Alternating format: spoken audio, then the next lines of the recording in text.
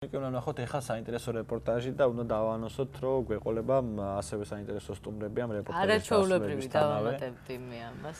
ხო, უნდა ნახოთ სიუჟეტი წყალზე ხატვის შესახებ. ხუმრობენ სხვათა შორის. ხო, ადამიანები, რომლებიც არ ხუმრობენ, ამას ნახავთ უნდა მოგვიანებით, მანამდე კი უნდა გითხრათ, რომ არსებობს ესეთი მიმდინარეობა მხატვრობაში, რასაც ქვია ებრო, ანუ წყალზე ხატვა და სალომე გეგეშიძე უფრო კარგად და დეტალურად მოგიყვებათ ამ ყველაფრის შესახებ. მე გავიგე, ძალიან გავოცდი, იმიტომ რომ ვერ წარმომედგინა წყალზე ხატვა როგორ შეიძლებოდა, მაგრამ როდესაც ვნახე, აი თქვენ ეს ყველაფერი მოდის უხსოვარი დროიდან, თურმე, ესეც ძალიან გასაოცარი დეტალია ამ ისტორიაში და მოდი სალომე გეგეშიძეს მოусმინოთ და ვნახოთ თუ რა გაარკვია ამ მიმდინარეობის შესახებ. ნახოთ როგორია უბრალოდ წყალზე ხატვა.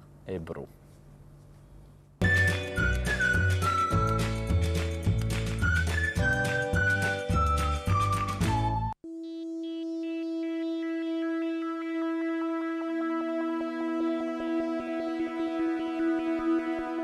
საღებავის ყოველი წვეთი, რომელიც წყალში ხვდება, იდეალურ წრეს ქმნის.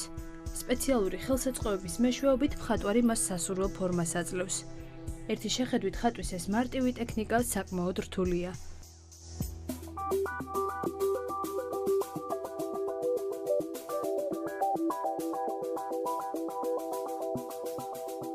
წებოს, რომელსაც ასტრაგალუსის სითხისგან ამზადებენ, წყალში ასხამენ. შედეგად წყალი ბლანტი ხდება. წყლის ზედაპირზე სხვადასხვა მცენარის ფესვისგან დამზადებული და სპეციალურ ცხიმში გახსნილი საღებავებით ხატავენ. საღებავებს ვიყენებთ ნატურალურს, ქიმიური არაფერი არ არის, მცენარეებისგან ფესვებისგან მზადდება და ნატურალურია. წყალში არის გაზავებული ინგრედიენტი, სპეციალური მცენარე, რომლის ფესვებსაც ნაყავენ, ვაზავებთ წყალში და აქედან ხდება ცოტა მდგრადი წყალი და ესეც გვაძლევს იმის საშუალებას, რომ საღებავმა არ ჩაიძიროს, დარჩეს ზედაპირზე და ვიმუშაოთ და მივცეთ ისეთი ფორმა, როგორიც ჩვენ გვინდა.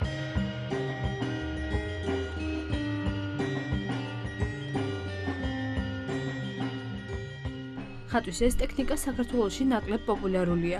ბათუმში ებრუს ტექნიკით მხოლოდ რამდენიმე ადამიანი ხატავს. როგორც ებრუს კლუბის შექმნის ინიციატორი ამბობს, ჯერ საქართველოში ებრუს მხოლოდ მოყვარული მიმდევრები ჰყავს.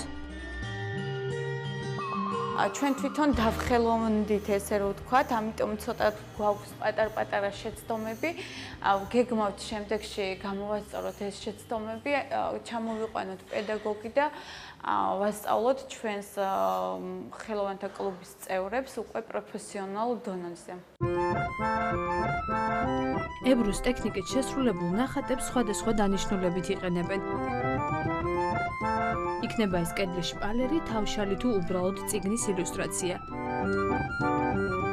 ერთდროულად ეს ფერწერაც არის და ესტამპიც. ესტამპი უფრო გრაფიკასთანაა ახლოს. ხმარობენ ძალიან მრავალფეროვნად. შეიძლება კერამიკაზეც დაიტანო, მრავალფეროვნად შეგიძლია. ეხლა ვიცი რომ მანიკიურზეც ხმარობენ. კერამიკა, ხე, ნებისმიერ სხვა იმაზე შეგიძლია დაიტანო. ძალიან საინტერესოა. ბავშვებისთვისაც არტ თერაპიასავით გამოდის. ეს უჩვეულო ფიგურები, რომლებიც წყალზე ისახება და ლივლივებს, შთაგონებასა და ფანტაზიაზე მაგიურად მოქმედებს. ძალიან დიდი ძალა აქვს წყალს, სხვათა შორის.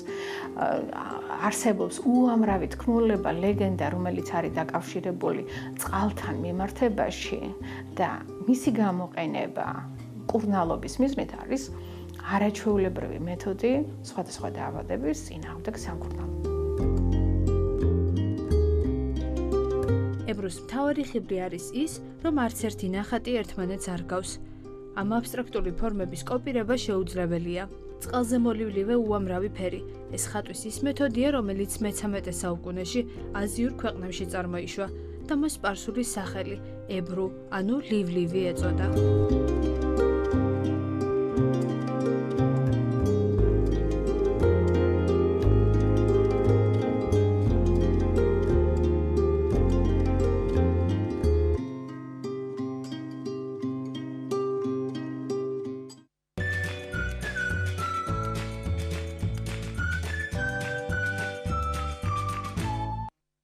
დაბრუნდით პირდაპირ ეთერში და მართლა ძალიან მაგიური რეპორტაჟი ვნახეთ. სალომე გეგეშის ძალიან დიდი ძალიან მადლობა დიდი იმისათვის, რომ მადლობა, ებრუზე მართლა. კიდევ უფრო ბევრი რამ გავიგეთ და წარმატებები უსურვოთ იმ მართლა ერთგვარი ადამიანებს. თერაპია იქნება ეს იმ ყველა ადამიანებს უნდა უსურვოთ ადამიანისთვის, წარმატება, ვინც ამ საქმეს მოკიდა ხელი ბათუმში და იმედია რომ მალე უფრო დახელოვნდებიან და იმედია რომ განვითარდება ეს სფერო ეს მიმდინარეობა მხატვრობის. ნამდვილად და როგორც ჩვენ დავაანონსეთ უკვე